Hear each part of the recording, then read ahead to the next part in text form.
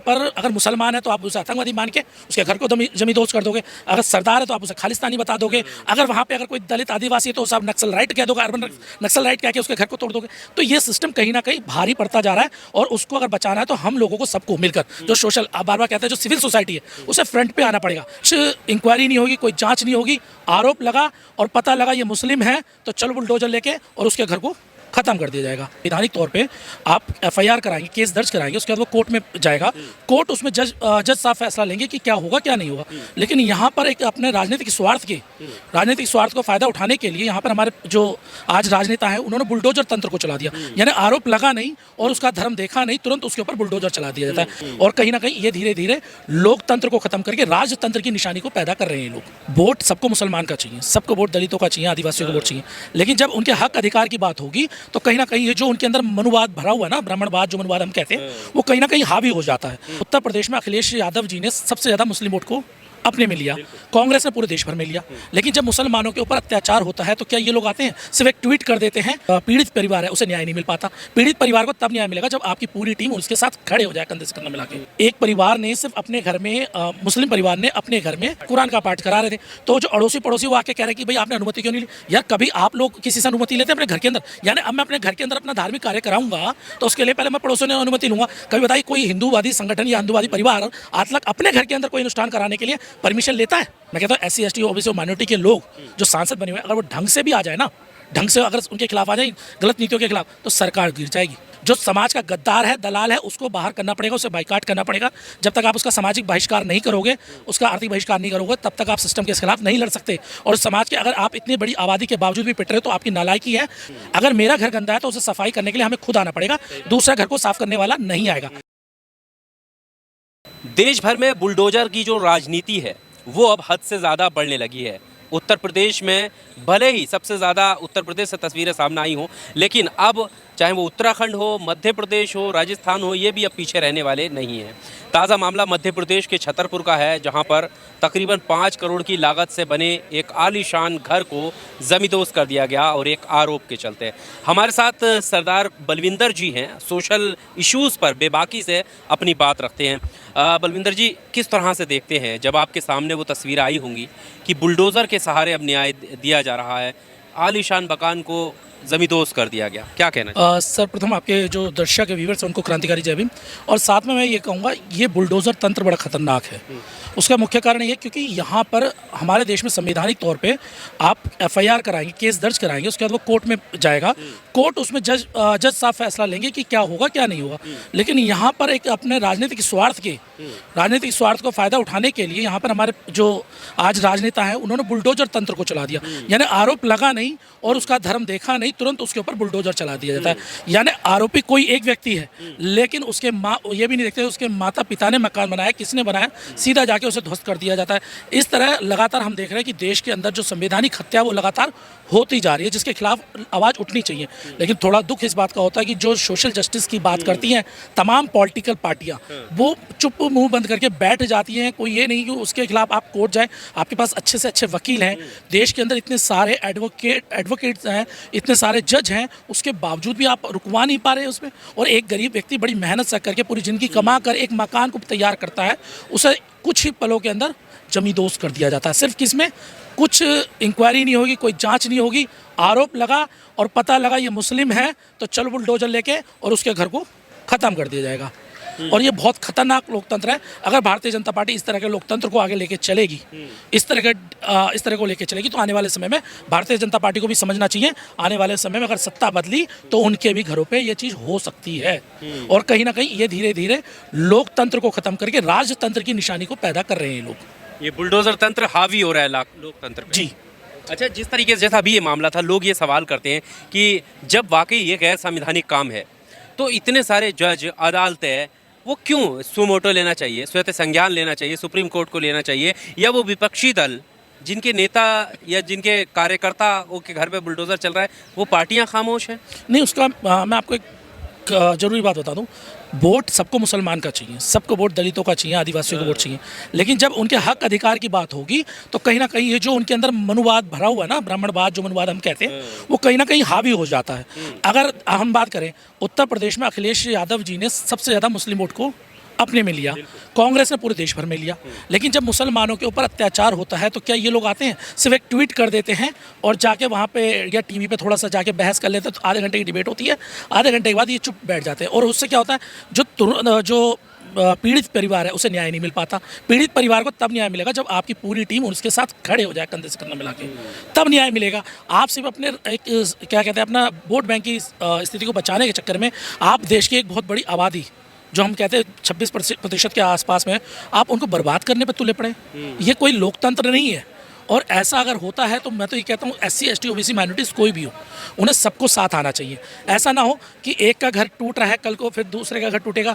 रोने से बदलाव नहीं आएगा, सिस्टम में आपको लड़ना पड़ेगा। ये सिस्टम एक ऐसा बन गया है, यह ऐसा फांसीवादी सिस्टम आ चुका है कि जिसके खिलाफ आपको मिलकर आवाज़ उठानी पड़ेगी। अगर आप नहीं मिलकर आवाज़ उठाओगे, आज दूसरे का घर टूट रहा है, कल आपको भी घर टूटेगा। पर इसमें ये भी है ना कि अब जिसका घर टूट रहा है, दूसरा अगर बोलेगा उसे डर सताने लगता है, मैं बोलूँगा मेरा भी गिर जाएगा, कोई मेरे साथ आएगा ही नहीं। सर अगर डर के लिए हम इंतजार करेंगे, डर की वजह से, तो आने वाले समय में मैं बता रहा हूँ एक घर साबित वो बचेगा नहीं। मैं इस देश में जिस तरह की स्थिति कर दी गई, अभी एक घटना भी हाल में भी आई, एक परिवार ने सिर्फ अपने घर में मुस्लिम परिवार ने अपने घर में जो उनके अनुष्ठान होते हैं जैसे मुसलमानों में करते हैं वो करवा रहे थे। पड़ोसी आके कहने कुरान का पाठ करा रहे थे, तो जो अड़ोसी पड़ोसी वो आके कह रहे कि भाई आपने अनुमति क्यों नहीं ली। यार कभी आप लोग किसी से अनुमति लेते हैं अपने घर के अंदर? यानी अब मैं अपने घर के अंदर अपना धार्मिक कार्य कराऊंगा तो उसके लिए पहले मैं पड़ोसियों ने अनुमति लूंगा। कभी बताइए कोई हिंदूवादी संगठन या हिंदूवादी परिवार आज तक अपने घर के अंदर कोई अनुष्ठान कराने के लिए परमिशन लेता है? ये तो पहली बार हम सुन रहे हैं कि यानी कि अगर वहाँ पर अगर मुसलमान है तो आप उसे आतंकवादी मान के उसके घर को जमींदोज कर दोगे, अगर सरदार है तो आप उसे खालिस्तानी बता दोगे, अगर वहाँ पे अगर कोई दलित आदिवासी है तो उसे आप नक्सल राइट कह दोगे, अर्बन नक्सल राइट कह के उसके घर को तोड़ दोगे। तो ये सिस्टम कहीं ना कहीं भारी पड़ता जा रहा है और उसको अगर बचाना है तो हम लोगों को सबको मिलकर जो सोशल बार बार कहते हैं जो सिविल सोसाइटी है उसे फ्रंट पे आना पड़ेगा। लेकिन सिविल सोसाइटी को भी ये बात ध्यान रखनी पड़ेगी, आपको अपनी जाति से ऊपर आना पड़ेगा, समाज के न्याय के लिए आपको आना पड़ेगा। अगर आप ये सोचें कि दूसरा बंदा इस जाति का और हमारे ही धर्म के लोग हैं और उन्हें आप छोड़ोगे तो इससे कोई फायदा नहीं होने वाला। मिलकर लड़ोगे तभी सबके घर बचेंगे, वरना आज मेरा घर टूट रहा है कल तुम्हारा घर टूटेगा। आज मेरे लिए रोने वाला कोई नहीं तो कल तुम्हारे लिए भी रोने वाला नहीं होगा। पर अभी मध्य प्रदेश के CM का एक और बयान आया इस बीच, वो कह रहे हैं कि देखिए भारत में रहना होगा तो जय श्री कृष्ण और जय श्री राम कहना होगा। ये तो मूर्खता है। मैं कहता हूँ एक संवैधानिक पद पर रह के सबसे बड़ी मूर्खता मैं इस बात को कहता हूँ। मैं किस धर्म को मानता हूँ वो मेरी पर्सनल चॉइस है, ये मुझे संविधान मुझे अधिकार देता है। मैं क्या बोलूँगा वो मेरा राइट है। आपको जो बोलना है आप बोलिए, आपको कौन रोकता है। और आप एक संवैधानिक पद पे जाके आप इस तरह की बातें कर रहे हैं, कल को दूसरा बंदा आएगा तो वो भी ऐसी करेगा। तो देश को आप तोड़ने में लगे हैं। आपने अपने वोट बैंक के लिए देश को तोड़ रहे हैं, आप देश को जोड़ नहीं रहे हैं। और इसी वजह से अभी आपने जैसे लोकसभा के चुनाव में देखा स्थिति खराब हुई है। और अब तो ऐसी स्थिति आ गई, अगर ढंग से मैं कहता हूँ SC ST OBC और माइनॉरिटी के लोग जो सांसद बने हुए हैं, अगर वो ढंग से भी आ जाए ना, ढंग से अगर उनके खिलाफ आ जाए गलत नीतियों के खिलाफ, तो सरकार गिर जाएगी। इससे बचाया जा सकता है। तो यही तो सवाल है जैसा आपने जो उसी के लिए मैं बता रहा हूँ कि इसके लिए तमाम सामाजिक संगठनों को, सिर्फ सामाजिक संगठनों को नहीं, आम लोगों को भी ना अपने नेताओं के घरों का घेराव करना पड़ेगा। ये जो चाटुकारिता की आदत खत्म वो बढ़ गई है ना, कि एक नेता आया मंच पे, पता लग गया सांसद साहब हैं, मंच से गालियां देते रहे और जैसे मंच पे आया तो उसके साथ सर एक फोटो। तो ये चीज़ खत्म करनी पड़ेगी। जो समाज का गद्दार है, दलाल है, उसको बाहर करना पड़ेगा, उसे बाइकाट करना पड़ेगा। जब तक आप उसका सामाजिक बहिष्कार नहीं करोगे, उसका आर्थिक बहिष्कार नहीं करोगे, तब तक आप सिस्टम के खिलाफ नहीं लड़ सकते। और समाज के अगर आप इतनी बड़ी आबादी के बावजूद भी पिट रहे हो तो आपकी नालायकी है, क्योंकि आप लोग नहीं लड़ रहे हो ईमानदारी से। आप सिर्फ ताली बजाने का काम कर रहे हो। जो हम देखते हैं कि टीवी में देखा किसी ने ताली बजा दी, हिजो बजा दी और कहानी खत्म। तो मैं बार बार ये अपील करूंगा आपके माध्यम से, आपके दर्शकों से और देश की जनता, जितनी भी आपके व्यूअर्स हैं और देश में जो हमारे सिविल सोसाइटी के लोग हैं या SC ST OBC माइनॉरिटीज़ के लोगों से एक ही अपील करूंगा कि जब भी कहीं भी शोषण हो, कोई गलत बात हो, तो उसके खुल के विरोध कीजिए, उस पीड़ित परिवार के साथ खड़े हो जाइए, ना कि घर में तमाशबीन बन के रहिए। तो इस चीज़ को हम लोगों को देखना पड़ेगा। पर अभी की एक तबका ऐसा भी है, जब घर जमींदोज होता तो खुशियाँ मनाता है वो तबका कि देखो जिहादियों को सबक सिखाया जा रहा है। नहीं, यही तो बात है ना। मैंने कहा कि मैं बार बार क्या कह रहा हूँ, चंद % लोग हैं जो देश को तोड़ने का काम कर रहे हैं, और वो इसलिए बड़े हैं क्योंकि देश की बहुसंख्यक आबादी चुप है। अगर वो चुप्पी तोड़ देगी और ढंग से अगर खड़ी हो जाएगी, वो चंद % जो काएं काएं करते हैं वो भी चुप हो जाएंगे। इन्हें आज़ादी कहाँ से मिली? ये जब से भारतीय जनता पार्टी की सरकार आई उसके बाद इन्हें खुद थोड़ी सी आज़ादी ज़्यादा मिल गई, लेकिन उसका हम सिर्फ भारतीय जनता पार्टी को ब्लेम नहीं कर सकते, इसके लिए दोषी हम भी हैं। अगर मेरा घर गंदा है तो उसे सफाई करने के लिए हमें खुद आना पड़ेगा, दूसरा घर को साफ करने वाला नहीं आएगा। तो अगर ऐसी स्थिति बनती है तो हमें भी उनके खिलाफ खड़े होना पड़ेगा। बस ताली बजाने से अगर अब क्या करते हैं आजकल, मैंने देखा मैं कुछ चीज़ें नोटिस करता हूँ, ये जब भी अपना कहीं पे अपना वीडियो वगैरह वायरल कराते हैं, ये लोग भाषण देते हैं, वहाँ पे 2-4 लड़के खड़े करके जहाँ ये दबने लगते हैं, यानी लॉजिकल बातों में दबने लगते हैं, वहीं पीछे जय श्री राम, भारत माता की जय, जय हिंद, यानी नारे लगाने शुरू करते हैं ताकि जो असली मुद्दा है वो उससे भाग जाए। और कहीं ना जय हिंद के नाम पे लोग हमारे इकट्ठा हो जाते हैं कि भाई भारत माता की जय करा, तो शायद भारत माता की जय के लिए बात करें, देश की उसके लिए बात करें, लेकिन ये नहीं पता ये लॉजिकल, ये बंदा कमज़ोर व्यक्ति है और ये तभी इसका सहारा लेता है जब ये इसकी हालत हो जाती ख़राब, वरना इसके लिए कोई देश से कोई मतलब नहीं है। इसके लिए ये वो लोग हैं जो कहते हैं कि अगर 200 का 1000 का पेट्रोल भी हो जाएगा तो ले लेंगे, लेकिन जब बात आती है लेने की तो मोटरसाइकिल जगह साइकिल पे जा रहे हो तो मुँह छुपा के भागते हैं ये लोग। ये ऐसे लोग हैं, तो इन लोगों से बचने की जरूरत है और इन लोगों को जवाब भी देने की जरूरत है। जो सिविल सोसाइटी के लोग, उन्हें खड़ा होना पड़ेगा, तभी इसमें बदलाव आएगा। देखिए, एक ज़रूरी और आखिरी सवाल ये भी है कि पहले ये कहा जा रहा था कि देखिए अब जो है विपक्ष मजबूत हुआ है, भले ही सरकार नहीं बना पाएगा लेकिन सरकार की मनमानी नहीं होने देगा। संविधान हाथ में लेके सभी सांसदों ने शपथ भी ली, आपने देखा होगा पार्लियामेंट में इस बार। तो अब जब संविधान की सुरक्षा की बात आ रही है, संविधान को खतरा दिखाई दे रहा है, गैर संवैधानिक काम हो रहा है, तो ये सांसद कहाँ हैं? क्यों वहाँ जाकर नहीं रोक पा रहे हैं जब कोई गैर संवैधानिक काम हो रहा है? ये सवाल है, और ख़ासकर वो भी ऐसे समय में कि आप देखेंगे कि अधिकतर घटनाएं जो घर गिरने की हैं वो एक विशेष समुदाय की हैं। मैं इस बात को कह देता हूँ कि मैंने अभी एक टीवी चैनल्स पे डिबेट के अंदर ये बात रखी थी, जब वहाँ पे बात आई कि संविधान को सिर्फ छाती पे लगा के दिखाने से आप संवैधानिक नहीं होते। आप सिर्फ संविधान को, आपको पता नहीं, सिर्फ छाती पे लगा लिया, एक संविधान की कॉपी प्रतिलिपि हमने खरीद ली, छाती पे लगा के हम कह रहे हैं कि जय संविधान, जय संविधान, जय संविधान। उसको इम्प्लीमेंट करने से, अपने जीवन में आचरण में लाने से बदलाव आता है।